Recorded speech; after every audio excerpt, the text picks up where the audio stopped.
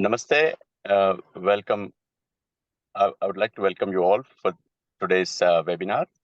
It's the theme of the webinar is called Namaste Yoga program, which was uh, telecasted or published on ABC, and it was directed by Ravi Chand. Before I start introducing Ravi Chand, I would like to pay my respects to the owners of the land, custodians of this land. I'd like to pay my respects to elders past, present, and emerging. As I mentioned, like today's session is more about the program which was directed by Ravi Chand. Without further ado, I'll pass it on to Ravi Chand to start explaining about the thought process behind this and where we are today. And then we'll go on to a series of Q&A. Please use the chat option to type in your questions, and we'll go through all the questions, and we'll make sure we'll answer all the questions and give everyone an opportunity to ask a question as well. Thank you all for joining us on Sunday afternoon, and over to you, Raviji. Namaste, everyone. I'd also like to acknowledge the traditional owners of the lands which I come from to you today, which is the Boonwurrung people of the Kulin Nations in Melbourne, and I pay my respects to their elders past and present. Namaste Yoga is a 22-minute film which aired on ABC iView and also on ABC Me. It's about a 22-year-old boy named Shiv who is ashamed of being Indian and ashamed of being Hindu. And when he gets into a fight at school with his bully, the only way to avoid suspension is by doing mandatory lunchtime yoga classes. So that cues in his homeroom's teacher, Miss Blanche, who has done a 200-hour yoga course and now considers herself a self-proclaimed guru. And Namaste Yoga is about the cultural appropriation of yoga and what happens to young Hindu kids and young children when their culture is appropriated, commoditized, and then sold back to them, and how that can affect their self-worth growing up. I'm not too sure, Saji, how you'd like to run the session, if you would like me just to go through any sort of particular questions, or you would like me to you to be asking questions of me as I go through them, or just keep explaining about Namaste Yoga. I'd like you to explain a bit more on the. I'm expecting that audience have watched this before joining this webinar. That's what we said, sent out in our campaigns. But it would be good to give them a brief about a bit more background about it, and yeah, pretty much we can take the questions as they come in. Okay.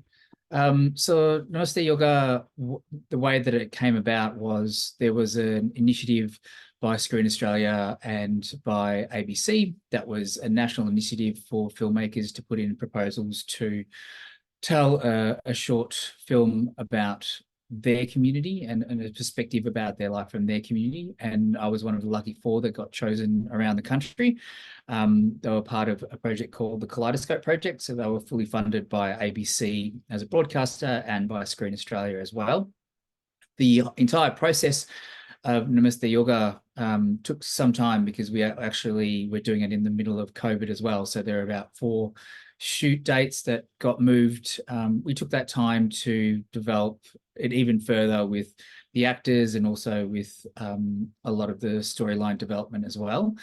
But I guess the main thing about Namaste Yoga is those that are from Hindu community in particular will really be able to tell the detail that's been put into Namaste Yoga. Before we even started, into the concept, into the story, I had elders and community around the world that was I was collaborating with for some time to say, okay, this is the concept that I've got. What do you think about moving forward? And they would give feedback. Okay, well, this is probably a good way of talking about it. And so then I would then create my own story around that. And a lot of the story comes from particular things that have happened in my life. And so when we were doing the script, or even when we wrote the script, I sent it into elders around the world. I worked with yoga acharyas as well as Bharatanatyam acharyas as well, and they were really detailed conversations before I even got into the writing of the script. So we'd have conversations, for example, with the yoga acharyas and the Bharatanatyam acharyas to be, okay, well, if, you know, how would the kids present themselves learning a lesson that came from their mother? How would they, you know, where did this come from? And, you know, looking back into the history of their dasi, and then also how Bharatanatyam came about and how that informed what the mother has learnt from her lineage of coming through and what she'll be teaching the children as well. And also something that, you know, both the characters' names are Kali and Shiv, and they're both my Isht. So Kali and Shiv, we also had a conversation about, okay, these are two characters, they're twins. What, you know, they're always as twins fighting against each other, and they're always, you know, at each other as brothers and sisters do, particularly twins. What would the mother have taught them to bring them together? And that also represents, you know, Kali and Shiv and Tandav as well, of the coming together. And there's a particular moment in the film where Shakti appears, and Shakti not just in the of Mata appearing, but also as their mother. So that was something that we talked about, of all the mudras, all the lyrics that we put in there, the way that it was developed, and even the way that we put it together. I wanted it to be very much grounded in the truth of what yoga was about, because one of the things that I was having a conversation with crew and with the cast as well was that yoga isn't just asanas, yoga isn't postures, Bharatanatyam is yoga. The way that the father talks to his son about his Hindu Dharma, and also his yoga as well. So the yoga is not just something that you do as part of a fitness craze. So that was something that we really wanted to get through. And that was that was a through line through the entire production from start to finish. And even when we finished the edit, I actually took that to the yoga acharyas, to the Bharatanatyam acharyas, to elders, and said, okay, this is our edit. What do you think? There's the things that need to change. You know, the temple as well. We even, like the temple, I'd send the actual production design of the temple of exactly how everything would be placed. And elders would say, oh no, Shuji's photo needs to go here, or Kali Mata needs to go here. This is the way you need to lay it out. And so even to that detail, all of that was in there. If you go to our Facebook page, you'll see also there's short videos on behind the scene interviews with the yoga and Bharatanatyam acharyas that we did. And they went into detail of there's specific things that were missing from Kali's performance when she was performing, but were very significant to her missing her mother, very significant to what the part of that Bharatanatyam costume would be as well, or the not so much the costume, but the uniform or the attire of what that would be, and what that actually would mean for her as well, of not having her mother around. So there was so much detail that went into that, and so much discussions that went into it.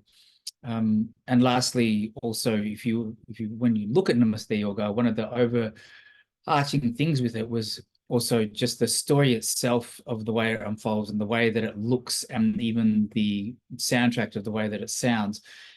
It is a family that is divided because they don't have their mother. So the union of them, even just as a family unit, isn't even there. It's dark. It's you know, they're all separate to each other. And then as it develops, you get that story arc of what it's like to do the practice of yoga, and then connecting with Paramatma and connecting with something as part of that as well. And so you see that going from darkness to light. And that's why it was very purposely chosen that the last mantra that we actually had was Astoma as well, because we wanted that to be the overall arching of the way that the film was put together. So there was so much that we thought about with Namaste Yoga, and it wasn't just myself, it was also, you know, cast and crew coming together, and particularly the Hindu community that came together to help us. And so the story itself comes from aspects of my life. A week from my 11th birthday, my mother passed away in a car accident, and that's where you meet the mother. That's where you meet the family where the mother has passed away, and what that feels like as well. And you know, remembering anything to do with your Indianness and to do with Hindu and those sort of things, Shiv feels like whenever he remembers that, if he remembers his mother not being there as well. So you find those layers of those characters in there as well. And Shiv and Kali were two sides of my personality growing up. So if you think about Shiv, and he just wants to go under the radar, he just wants to fit in, he wants to not have to fight all the time about who he is.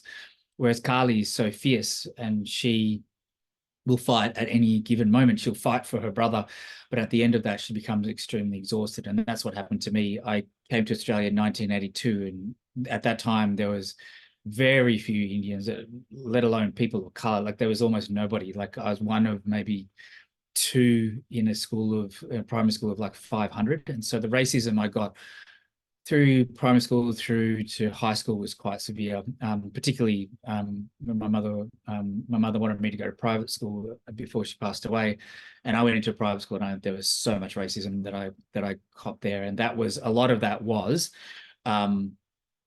similar to what Kali went through. I was fighting all the time and fighting back all the time until I realized that they were doing it as a game. They found it quite amusing to see, how much they could make me retaliate and see what sort of reaction they could get out of me.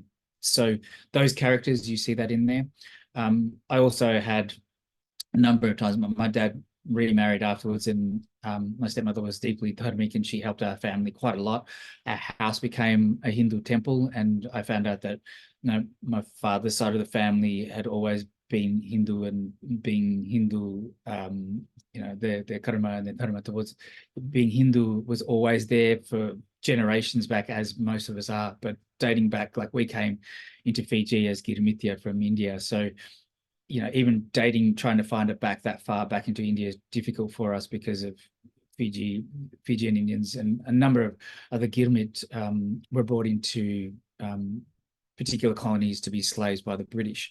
So trying to trace that family lineage back is quite difficult. So that when I found that all out and I started questioning all of that, that provided me a deep route to be able to connect back to my Hindu Dharma, and I felt this instant connection to Kali Mata and Shivji. But one of the things that I really struggled with when I went outside of home, it completely changed, because you go out into the Australian way of life, and it's really racist and really difficult to have to deal with. So I was continuously changing all the time. And I guess my way to cope was you don't see this so much through the film, but it's also a part of a docuseries that we got in development called 5 Year Grandma. You can look up the picture on Facebook. You can quite easily find the video. After my mother died, I was assimilating into Australian way of life to kind of survive, because if you didn't assimilate, then you were picked on quite a lot, or you were targeted quite a lot. And so that assimilation went into overdrive after my mother passed away, because I just lost all sense of belonging and identity. And so when I assimilated, and then 24 years later, I found out what a mistake I'd made when I found out that my maternal grandma, who I thought, who was my nani, who I thought had passed away decades ago, was still alive and waiting for me in the same house in Fiji. And I met her, and she just, I was always so worried about talking in Hindi, because I hadn't talked Fiji Hindi for almost 20 years, 24 years. And I was so worried that Nani would think I was foolish, because whenever I spoke in Hindi, I spoke with a really strong Australian accent. I got laughed at all the time. So as a child, I just stopped talking it. But when I went to speak with Nani, she was just so happy just to hear me talk. She never judged me for anything. She just was happy just to be with her grandson. And that really changed everything for me. It made me start thinking about who I really was and where I came from, and how did we get into Fiji, and why Nani was originally Hindu. Why did she become, Christian, and learning about the missionaries in Fiji and all those sort of conversion things in Fiji as well. And that sort of history, I started looking online about trying to connect back with my Hindu Dharma as well, because I wanted to go really deep. I didn't want to just know how things were done. I wanted to know why. And what I found was, particularly in a lot of Facebook groups, asking questions can seem like you're challenging people. And so I got heavily abused online for just asking questions about Hindu Dharma. And I was very lucky that I came across two individual. One is known as Zana Joshi. The other is Dr. Indu Vishwanathan. They're both based in the States, and they were really incredible. I had a number of Zoom one-on-one sessions with them and talked about Hindu Dharma and the connection of that to our own indigenous knowledge and what that actually means, and how we thought, how we consider ourselves through the colonization of what our people have come through as well. And so all my work in Namaste Yoga, you'll see that coming through quite a lot. And Namaste Yoga is the first of many that's going to come through. This is just a short beginning, a short taste of what we wanted to give everybody. So it's a 22-minute film, but there comes with a heavy responsibility that I take upon myself to make sure that our community is represented properly, because so many times, I've been excited to think that something's coming on TV that's going to be, talking as our people and representing our people, and it's completely the opposite of it, and you can tell it's not someone that has that lived experience of being Hindu. So I wanted to make sure that our children felt seen, our community felt seen, and they knew the amount of work that went into something to make sure that it was delivered the way it was. So I have a hand up here. I just want to see if there's an actual question.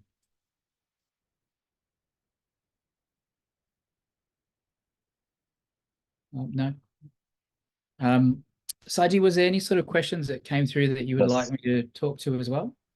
Yeah. I've just texted on the chat that the floor is open for questions.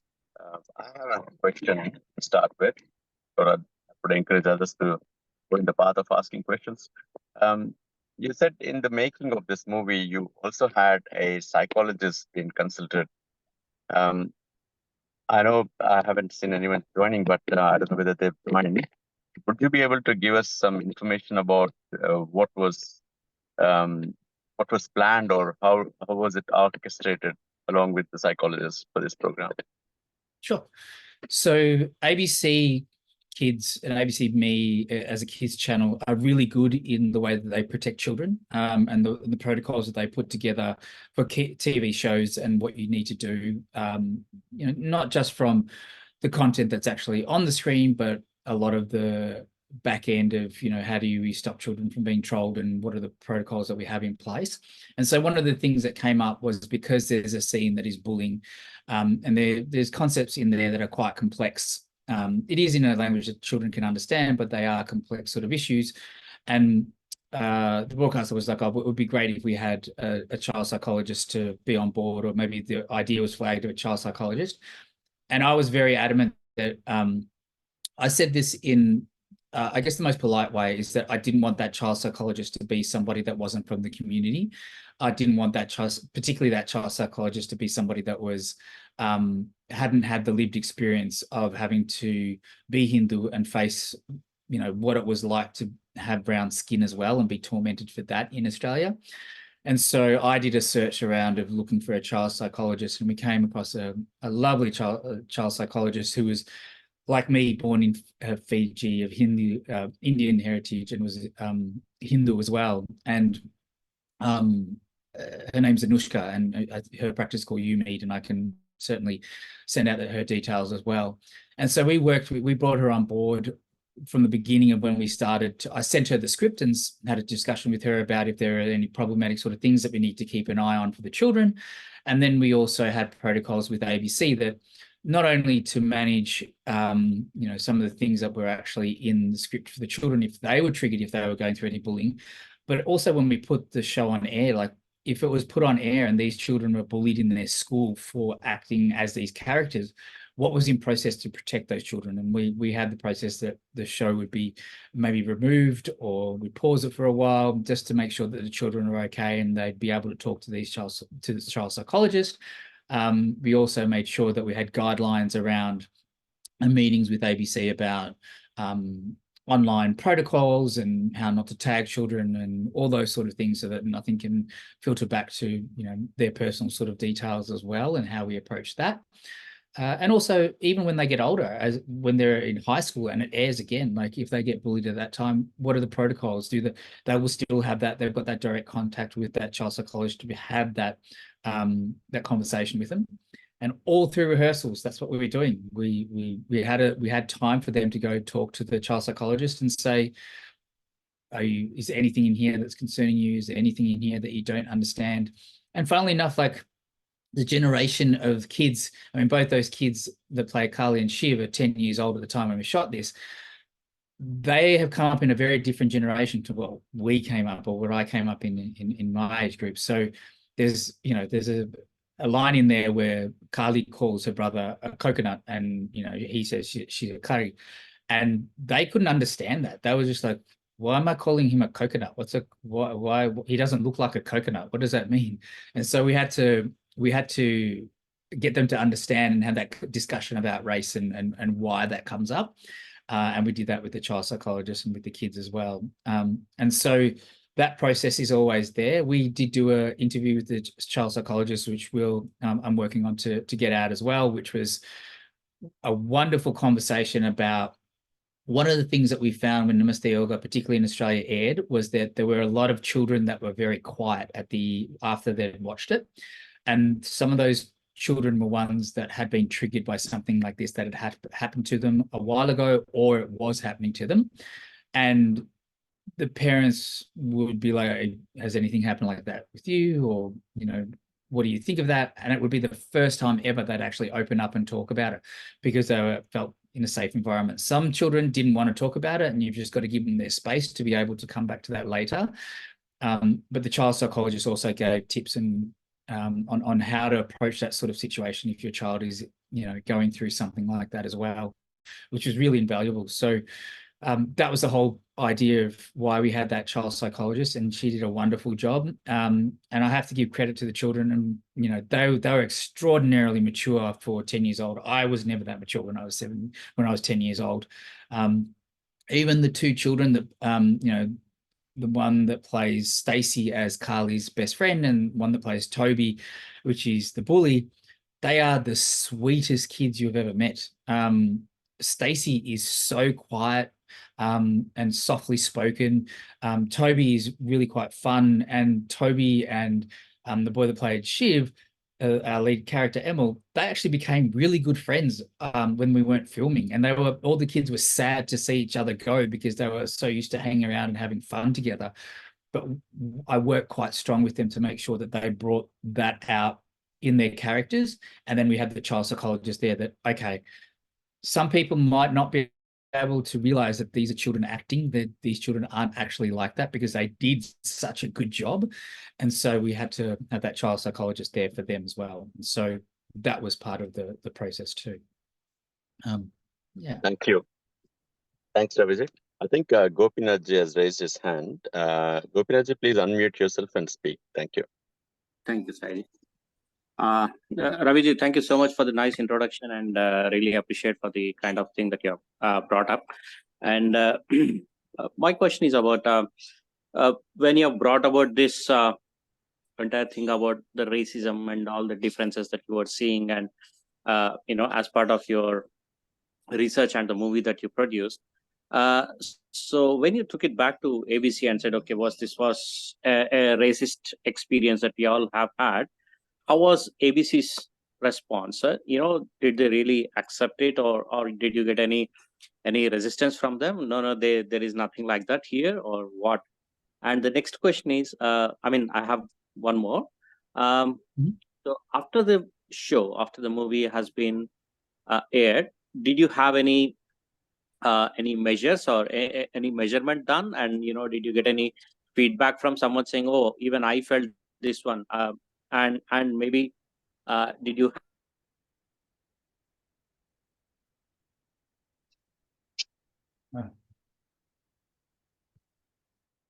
Oh, sorry, you just froze for me, so I'll just start answering that question until Upalji comes back on board.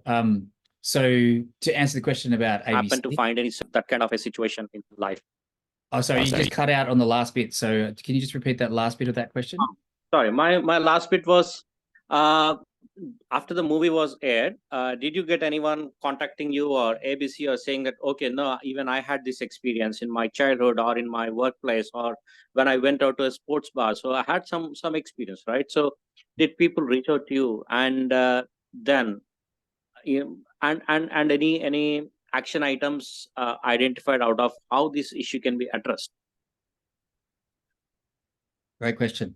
So the initiative and the way that it came forth was they wanted us to lean into whoever the people were that were going to produce and direct these 4 different films, to really lean into talking to their experience coming from their particular community. And one of the things, I guess, for me was that Namaste Yoga was talking about quite complex issues in a way that kids could understand. But the brilliant thing about that is ABC Kids and ABC Me have been in the forefront of running some quite extraordinary programs for children.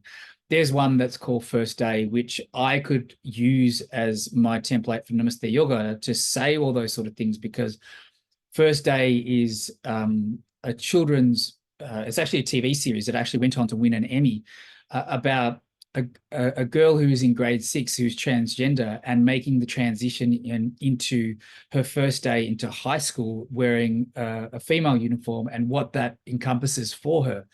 And so they had gone through a number of things, a number of protocols to make sure that that story was told authentically.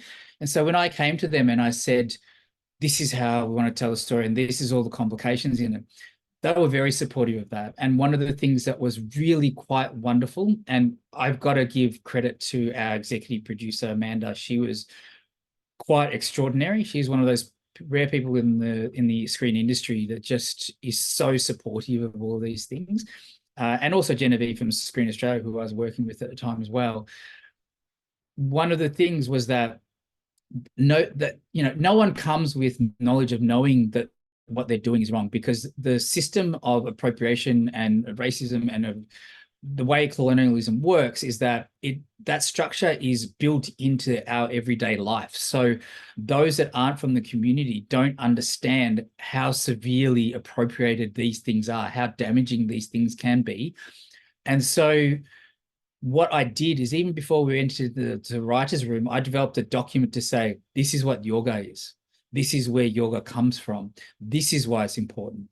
And I basically used the phrase that you've taken something that's so sacred, like you think of like Indigenous Australian corroboree or Native American dance or the haka. You're taking something that's sacred and you've basically turned it into Zumba. That's what has happened with yoga. And I developed all the documents and put that all together for them to read before we entered the writer's room, so they had that understanding. And the most wonderful thing happened as we're getting closer to releasing it. And we were talking about that strategy of how do we look after the kids, and and ABC was saying to me, okay, we've got an IT guru, and we're going to get that IT guru to get in contact with you of how we can strategize, protecting the kids. And they stopped themselves halfway through that, and they just went, actually, no, I'm sorry. They're not a guru. They're just a person that knows IT, and I'm sorry about that. And they changed the way that they were talking, which I thought was quite wonderful. Going back to, have I had instances of people saying that it's affected them? Yeah. When it went on to air, I had a lot of Instagram messages, Facebook messages, of people saying, I felt like you told my story. I felt like this was what happened to me. I was crying as I was doing this. I couldn't stop crying of the loss particularly because of the loss for the kids as well, and having to deal with all of that. But the racism of what they felt, that happened to me too. And one of the things that we kind of, did a nod to as well was that, Carly talks about, there's this point where she says, Stacey wears a sari and she wears it, and Carly can wear it and everyone makes fun of her. But Stacey can wear it, and in 5 minutes, she's propped up as being the most beautiful person on the planet. And I see that a lot happen even within our own community. There are our women, our girls, our females, and those that identify as females wearing saris, and they do that all the time, and they never hear anything even compared to someone that will put it on for 5 minutes that is white. So I just wanted to acknowledge that, that's a hard thing to actually, for our women to go through as well. And I see it happen a lot of the time. So a lot of feedback came back about that as well. One of the most lovely things was actually from the child psychologist as well. So she came to the premiere. We had a full house at the premiere in Melbourne, and she came with her mother, and she's like in her 20s. And so she told me that, and she put up a post about it as well, that on the way home after the film, she was very quiet driving back with her mother, and she wasn't really saying anything because she said, I was still processing it. It's the first time I'd seen something like that. And then after a while of awkwardness in the car, her mother said, oh, you okay? Like, what did you think? And she's like, yes, that happened to me when I was younger. And it's the first time she'd ever told her mother. And she told her mother because she felt like that gave her a platform to be able to open up that conversation in such a way. So that's what's happened here in Australia. We've just released Namaste Yoga globally. So the Hindu organizations around the world, and by around the world, I mean around the world, the networks around the world, from Africa through the UK, Canada, US, Trinidad, Tobago, Mauritius, Fiji. Those that particularly are from Hindu diaspora that are in the Western world are really resonating with this. A lot of the senior management and chairs of these organizations have been writing back to me saying, I watched it, I only finished watching it half an hour ago, and I'm still in tears as I'm writing this to you. It is, I don't know how your team could pack in so much into 22 minutes. And so that has really been a strong driving force, that is feedback that has come through, particularly internationally. And our child psychologist said to me that she's been working with kids that are particularly Hindu and Indian kids that are really struggling with their identity. She'll get them to watch Namaste Yoga. And we've heard that schools are on their own getting their children to watch Namaste Yoga because it deals about bullying. And that's happening. Like, I've had a number of people like have come back saying, telling their children that they should watch this. And they said, oh yeah, their kids have already watched it in school. So as to qualifying that and quantifying that, it's very difficult to do because, we only had a budget for the film and the production to put it together. We didn't have it as a social impact campaign to harness that. And that is something that I certainly would love to do. And the future projects that we have, which will have much larger budgets, that is something that we're working on, because it is, if I saw, and the way that I made this was, if I saw something like this when I was growing up as a child, it would have changed the way that I thought about myself. Instantly, I would have seen myself on screen, and I would have feel like it was okay to be me. So all of our stories, that's the feedback that we're getting. And it's really quite emotional from a lot of people, not just about the way Hindu Dharma, but also the Bharatanatyam community as well have said, that you watch Bollywood and it's not even Bharatanatyam, like it's something completely different. And that was one that I was very adamant in, is that I understand Bollywood is like an economic advantage of growth and has a lot of advantages for India, but the shows that I make is not Bollywood. They're not even Hollywood. They're very much grounded in our own indigenous Hindu Dharma. And so we've had that feedback come back from everybody as well. So it's been really wonderful. Wonderful. Thanks for that, Raviji. Welcome.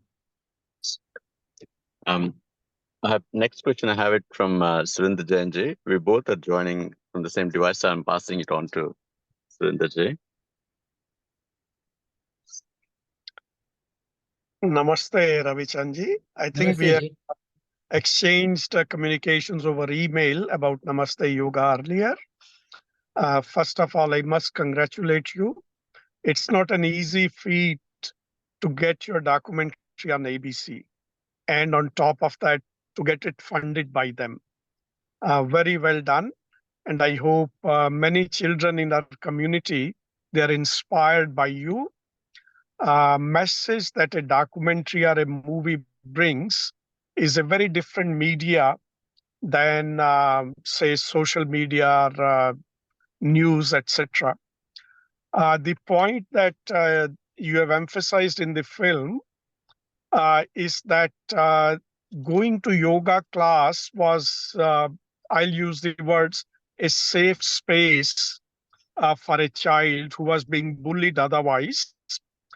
A study was done by two professors, one from University of Sydney and other from an Israeli university, about SRE, spiritual religious education, that Gopinath is running in on behalf of Hindu Council.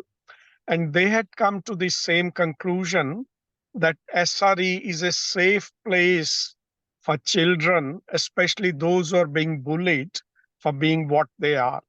Now, this was just a reflection. I can put you in touch with those professors. I think they'll be happy to see the documentary you have produced.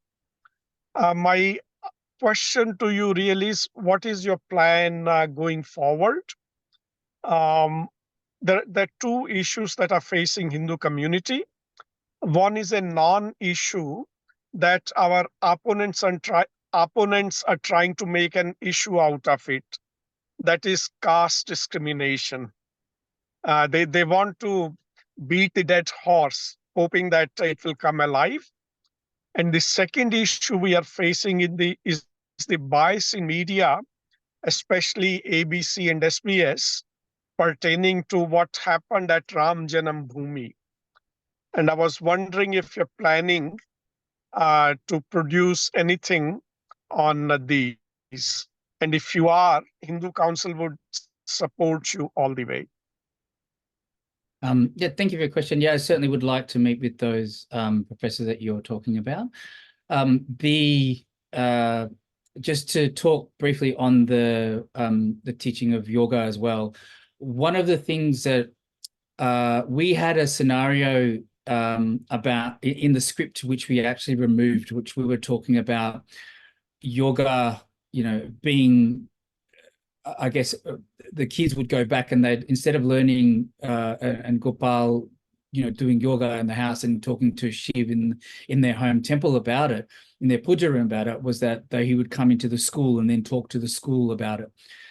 One of the things that we didn't want to communicate and we didn't want to get confused was that the real proper place to learn yoga is from those that have been sanctioned to do so. If you look at any indigenous culture, there are those through the lineage that have learnt it properly, that have been learning it for a lifetime and have the approval from an acharya or a guru to then go on and teach it in its proper way. There are many people that do a 200-hour yoga course and will refuse to even say any mantras. They won't say Om. They think it's controversial. That is the erasure of an indigenous knowledge. That is the erasure of what yoga is supposed to be. And so and if yoga is also taught by somebody that doesn't really understand it properly and doesn't have the ability to teach it properly, it can actually do damage. It can actually do damage for kids. And so that's another thing that we have to be very mindful of, is that we can't just take an organization that is a big corporate organization that teaches yoga and has a lot of followers and has a lot of Instagram sort of following and those sort of things, and then just put them into a school, because that can be very damaging. And it is another version of colonialism. It is recolonizing and erasing what that indigenous knowledge is. And therefore, if the first protocol would be to make sure that you're learning yoga from somebody that has that indigenous knowledge and has been granted the ability to talk, that has been granted the ability and the approval to be able to talk about it. And that doesn't necessarily mean that they are just Indian. Just because you, and I'm going to say this, that just because you have brown skin and you've done a 200-hour yoga course does not mean you have the approval to then go out there and make it into a capitalist business. That's the very opposite of what yoga should be. And so there's that aspect of it before it goes into schools that really should be considered and done in consultation with the community before that goes out. Because in America, they actually did talk about, we'll have yoga in schools, but we want to erase everything that there is Hindu about it and erase anything that's indigenous about it. And that in itself is also harmful. And so that's one thing that we want to make sure does not happen. As wise of what the media puts out, like, you can't, it's difficult for me to speak on all the other sort of things that go out, because when you know the way that the industry works, not everybody knows everybody, not everything is connected. Like there's a media department that does radio, or that does articles, or that does press, which is different from TV. They're also fractured, even though they can be under the same umbrella. And at the same time, one of the things that we have in Hindu Dharma is that we are not about stopping anybody from having a discussion about those things. But what we reserve the right to do is to be able to have a voice in that room that's listened to and not denied as an Indigenous voice that is from that particular community. So if you are ignoring those from the community that have lived this as their experience, and those that have studied this within their lifetimes, to give this knowledge, but you're denying them their voice to be able to talk about this, that then becomes an issue. No community should be doing that. We shouldn't have other people that aren't from the community just speaking for us. We should have an avenue to be able to talk about that as well. So the screen projects that I do, I can't control what others are doing, but what I can do is do the research in such a manner, in such a rigorous manner, that all of our community will watch it and they will instantly know the amount of work that has been done on it.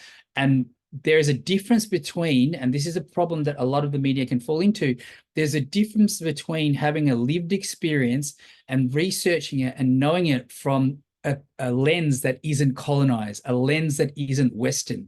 It is very different to Googling things online and getting a Western perspective of that and then making it into an article. The thing with Hindu Dharma and with Hindu Dharma isn't just a religion. It is more than that. It is a very detailed indigenous practice and knowledge base. And so you can't just simply explain things within like a short sentence or within one short article. There are a number of things that need to be explained and educated through that. And so I feel like sometimes people that have a certain point of view and a certain point that they want to get out, because the media likes to talk about things within controversy, because that's what gets the engagement and pushes things up. That's the way that social media works. My job isn't that. My job is to make sure that our community is represented in the way that we are, and that is put forward so that children watching it can look at these stories and go, okay, this is the truth. This is what it's really about. And the other thing with Hindu Dharma is that we're a pluralistic knowledge base. There is so much that is varying, because there's not one particular way to be and to follow. And that's the brilliance about Hindu Dharma as well. But getting the misinformation about jati and varna confused with caste is something that is an issue. And it will take an education process on our behalf to really communicate that. And that is certainly something that I would like to do. But I don't want it just to be led through my voice. I want it to be led through the voice of those that it impacts the most, and those that are from particular communities that are on the receiving end of that, and help them to have a voice and have a say as well. So there's always going to, in every, this is the Kali Yuga. This is what the Kali Yuga is like. And our duty, and I feel like my karma, is to put out information for our children so that they can find it easily and they can ask questions of gurus, of acharyas, of their parents, to find out more information about that. And also I tell stories from a point of view that's the intersection of a number of things, not just being Indigenous, but also what it means to be a person of color, what it means to be in a dominated world of patriarchy and what that means, and also as well as colonialism and oppressed colonialism, and how that affects our people and the way that we are thinking and the way that we're teaching our children, and to a certain way of being that isn't who we are. And what's the intersection of that to do with those that are disabled, those that are from a queer or trans community. All of that is encompassing into the stories that we tell. And so the brilliance about our Hindu Dharma is its accepting of all of those.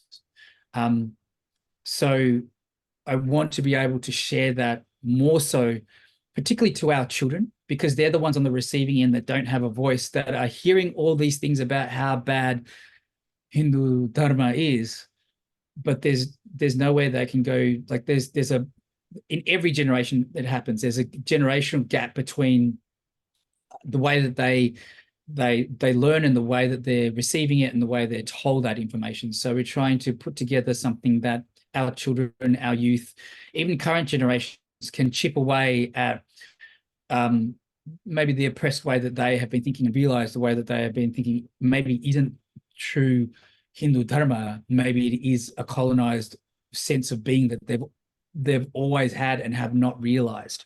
So I've had to do that with myself a number of times, and it was very tough work, but it was also very rewarding because it made me connect closer to my Ishta and to my community. So I hope that helps.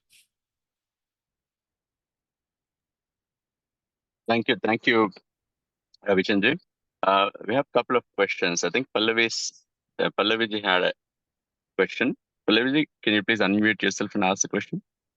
Yes, so I asked a question. I think you've already sort of answered it about sort of, reconciling like a global media sort of narrative to what Hinduism is and the stories that come out of India about it or around the world about it, with living authentically as a Hindu, especially like children.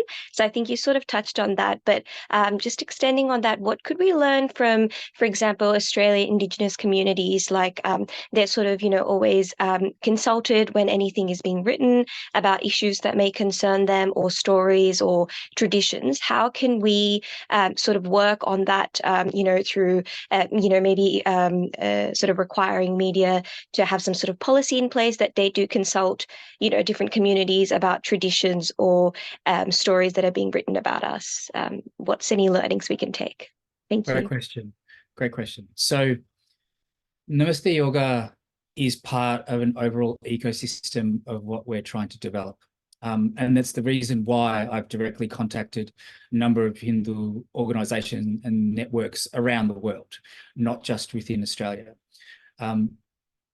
I've been lucky enough to come through a number of Screen Australia and state government talent initiatives. So I've seen the structure of Screen and the way that it's developed. And there definitely is a movement of wanting to do change, that people are able to tell their stories from the community that they represent. And there now are requirements that if you're telling a story from a particular community, you have to have a writer, director, or producer that is from that specific community. But that doesn't necessarily mean, so one of the things is that, that we know of coming from that community, that just because someone presents as being Indian doesn't mean they present as being Hindu, or they really know what the intricacies of that are. So that is a blind spot that the industry has, and it's because the industry is trying to delve with that.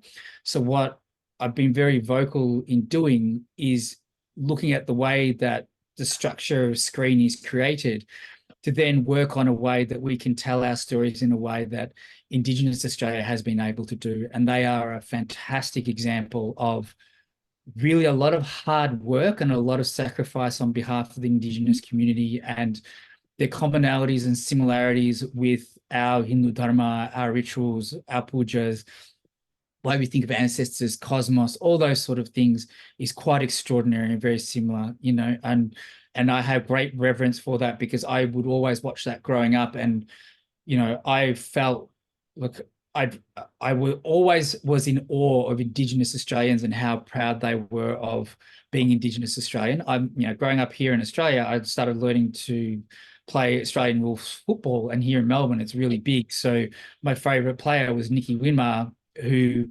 was brown and looked exactly the same skin tone as me. And the moment I saw him lift up his jumper and point to a crowd who was teasing him or was actually racially vilifying him about his brown skin and saying that he was proud of his brown skin, that was a life-defining moment for me. It was the first time I thought I could actually speak up and be proud of my brown skin. And I learned that from Indigenous Australian community. I think the work that they have done within Screen and the work that they continue to do is fantastic. Still, for them, I think there's still a long way to go as far as this country is concerned. But yes, you're right, that we should be looking at how do we build in structures so that these stories are told truthfully and they are told in a way that is consultative of our community as well. Because when I tell a story, it's not just me telling, it's my personal experience that comes through, but there's a really big community that's behind me that I'm listening to, that you have to be prepared, because Indigenous Australian community understand this. I am more scared about letting down my elders and my community than I am about not getting ratings. And a broadcaster might find that petrifying, but they haven't met my elders and my community and the pressure that comes with that. And it's not because it's like this angry pressure. It's because we know how badly we've been misrepresented and how much it means to us to be represented properly, and particularly from someone that should know better. And so as I'm developing these stories, that's why I put together these documents to say, okay, how do we tell these stories better to allow these kind of stories to come through in a safer way? And how do we put those processes in place so that other people can come through? And that's what I'm hoping to do, to hopefully crack the industry a little bit so that others can come through. And it's also the reason why we created our platform, Vidya Lila. So that, I mean, Vidya Lila, you can't watch Namaste Yoga on it at the moment because Australia, ABC have the broadcast rights here in Australia, but around the world, people can watch that and it's in a pay-per-view. And what that basically does is it creates an ecosystem, a community, so that when we go to make another one, we can then not only consult with the community around the world and talk to them about what are the issues facing them, but we can also go to broadcasters and we can go to other funding bodies and go, well, we have our entire community here as part of our ecosystem because they trust us in the stories that we tell. And so that's what we're trying to create for our children. And also so that our children can know that our parents can know that they can put their children to this particular place and they will get the truth, that they won't. It's not about entertainment, not just about entertainment. There is a responsibility that comes with telling these stories. It is a way of documenting the way that our children will interpret this and tell their children later on in life. Thank you, Raviji. I'm just being mindful of time, and there are a couple of more questions. One from Gyanji. Could you please unmute yourself and speak? Thank you. This is Gyan. Yes, I really appreciate this session with Raviji. And one of the things that really is resonating in this discussion is what is happening in Australia. It's quite evident about the extreme sort of influence in impacting in India at the moment. While we see some of those coming from a previous question about the outflow coming from India over to us, but inflow, which is happening from the Western side in India, is impacting, and we can see. My question is very particularly raising this awareness. How are we, doing, or what can we do for the Hindu Dharma to particularly awareness amongst the youth, and in particularly how is Namaste Yoga trying to do with the Indian youth, because obviously this is a very good, successful story on this part, but I think we should be addressing the root part of it. So that's my question. Yeah, I think there certainly is a lot of issues that are there at the moment, and I acknowledge them. one of the things to remember with particularly when you're making broadcast level quality at this sort of level and with these sort of budgets, it can take a long process to put together. And not only that, there's a responsibility to talk with the community, consult with the community, to make sure that you understand as much as you possibly can, and to get those underrepresented voices to then have a platform to speak through that. So that process can take a very long time to do that.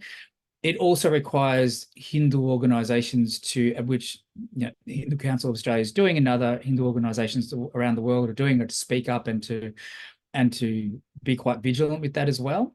But here of us in Australia, we're in a very unique position compared to the rest of the world, particularly in the Western diaspora, is that we are the Indian diaspora here is the largest diaspora in the country, and Hindu is equal with Muslim as well. So there is a real opportunity to have those discussions heard to the powers that be, whether it be through government, whether it be through media, etc., to be able to get the information out there in a way that they can understand and start breaking down those walls and the bigotry that's actually out there.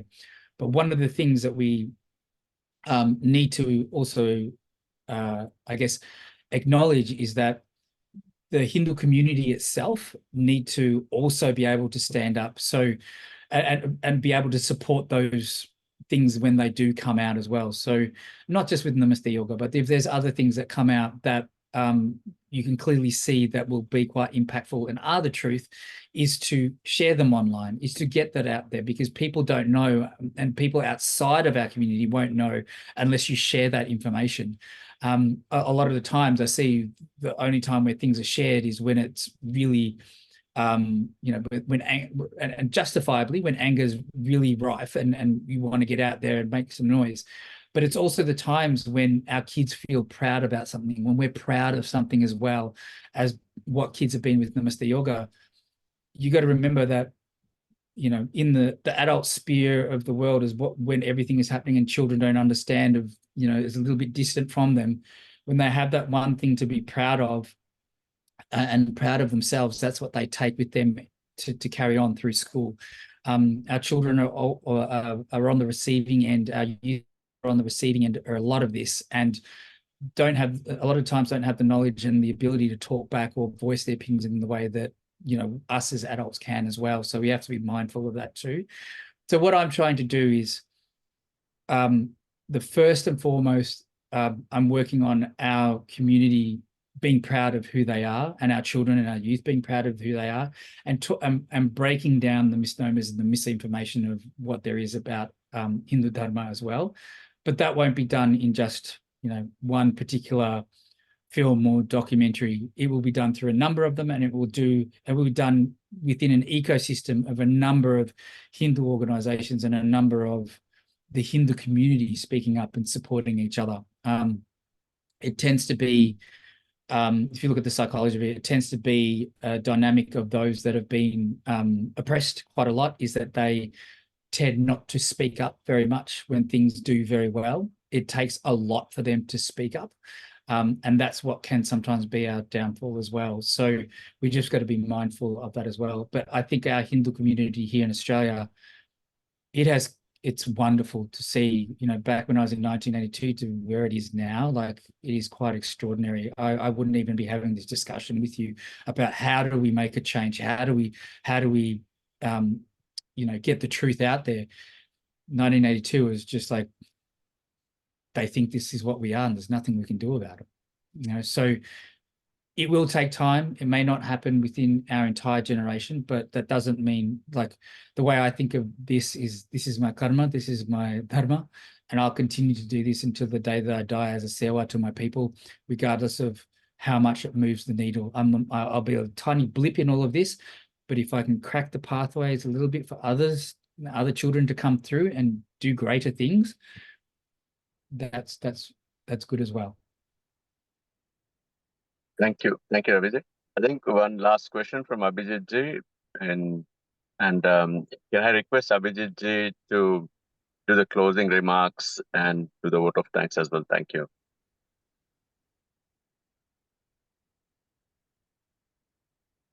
Namaste, everyone, and namaste Raviji. Namaste. I am just mesmerized.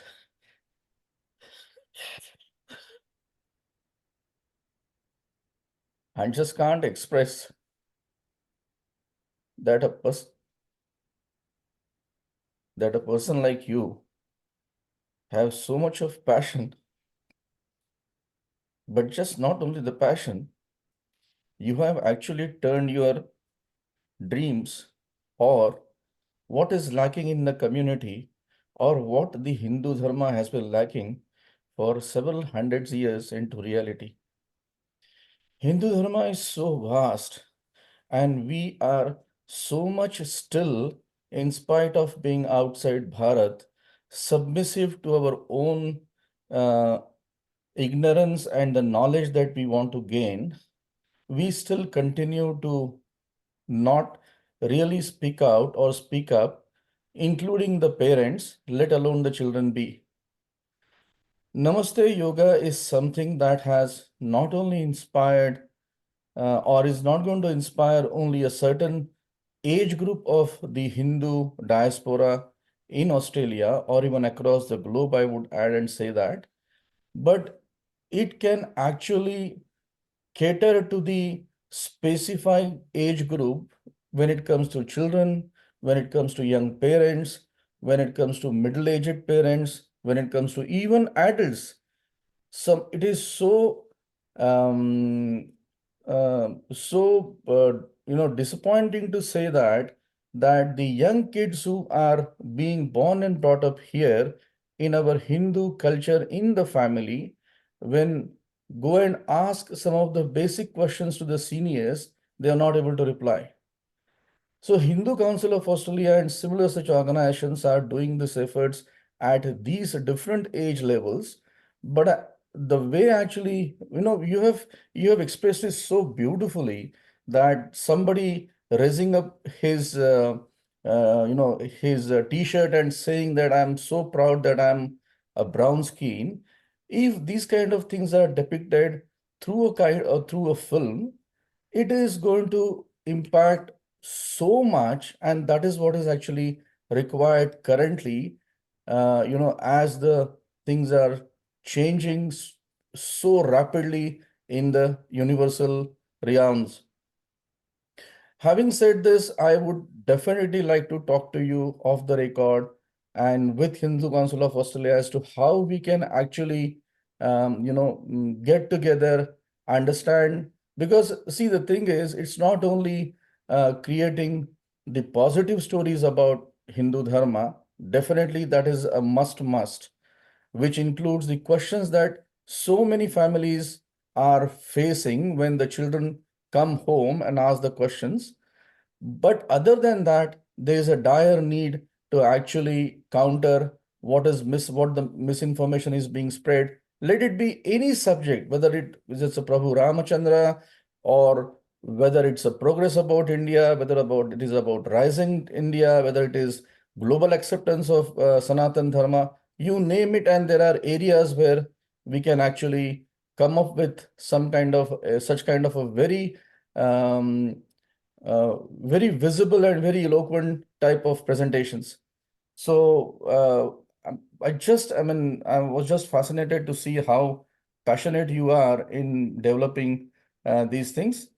One thing definitely I would like to add is the content creations, because I know obviously you have picked up one particular topic, which was a burning topic, and you changed that into, or you, developed that into a 22 minutes episode. But are we thinking of getting, say, 25 or 30 questions that kids are facing every second day? Is that going to be a part of your content creation? Number one. Or could be there are some very pressing questions or pressing things which are a very easy low hanging fruits for our enemies, if I may use that word, and pick up those and create a small 5 minutes or 10 minutes explanation on that in a visual form. Or there could be even the largest perspective, larger things. So there could be a lot of ways whereby you can identify content creation. So this was just my thoughts which I put together, and I would love to hear from you while I complete my small role of expressing the vote of thanks. Honestly, those all who are attending is thank you so much that we are all in the same journey as Hindu Council of Australia is trying to spread this kind of information, spread kind of this positivity, spread this kind of creativity, and make use of that, just not only being seen as the organization that works in a certain sector, but actually it has come to the level of masses and be seen as a great support to the community by getting people like you associated with us. So thank you so much for sparing time of Sunday afternoon, and we look forward to continue to have a very close association and coordination with you in terms of making not only just the rebuttals or counters, but at the same time making very small episodes or small presentations for our Hindu community, which is absolutely a need of an hour. The last note is, before we close, and I'll hand it over to Saiji, is throughout Australia, we have lots of group initiatives that are being taken. One of them is Parivar Prabodhan. It is the Parivar Prabodhan or a Kutumba Prabodhan, which is happening in Melbourne, and we are planning to spread that across. But someone like you, he is going to be so helpful for making people learn the very basic tenets of Hindu Dharma at a level of age 8 or age 12 or age 15 or age 24, and for that matter, or age 35 to 37, which are the young parents. Mhm. So it's going to be, the more we do it, we have found the real path for the younger generation to get attracted. And I think that's the way to go. So thank you so much once again. And over to Saiji.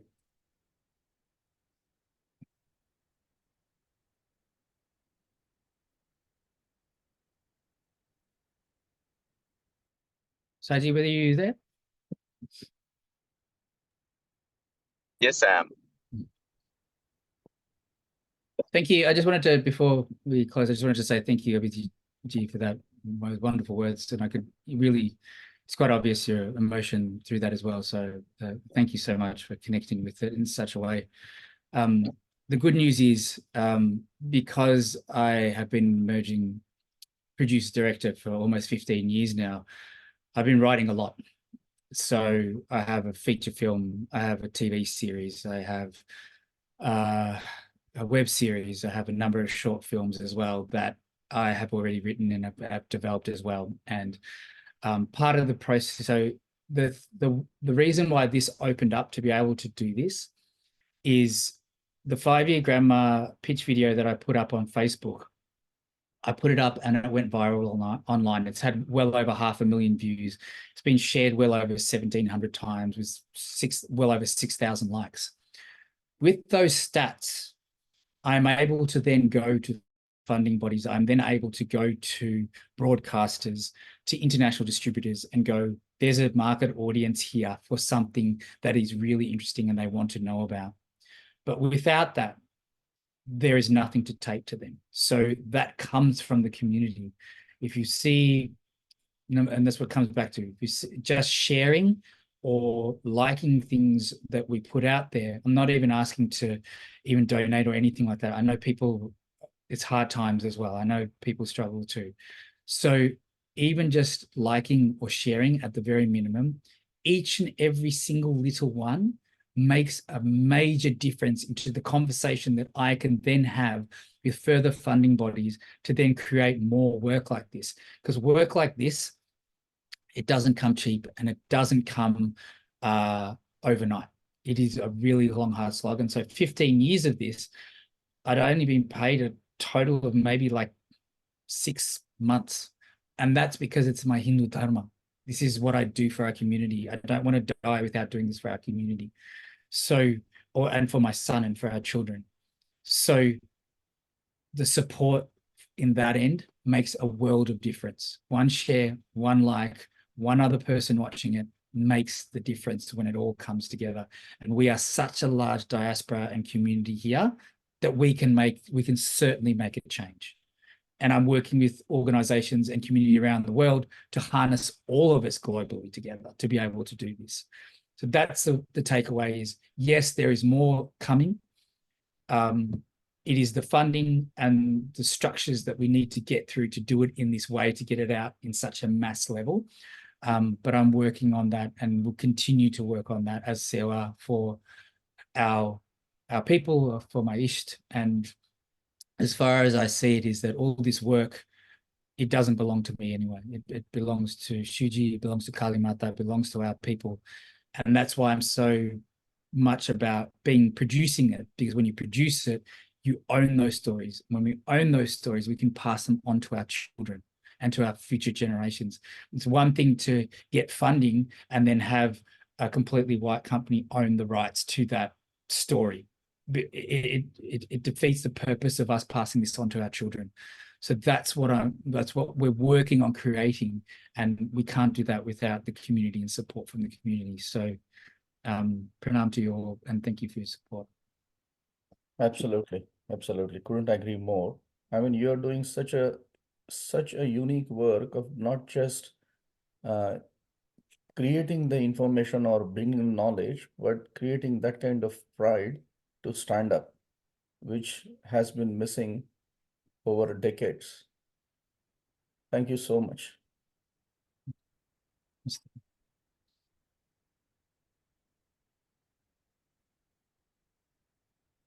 Saiji? Yeah, you can close it with Shanti Mantra.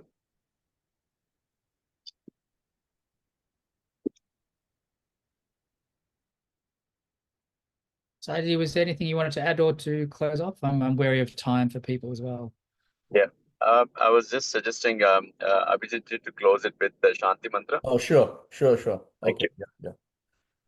Om Sarve Bhavantu Sukhinah Sarve Santu Niramayah Sarve Bhadrani Pashyantu Ma Kashit Dukkha Bhag Bhave. Om Shanti Shanti Shanti Harihi Om. Thank you.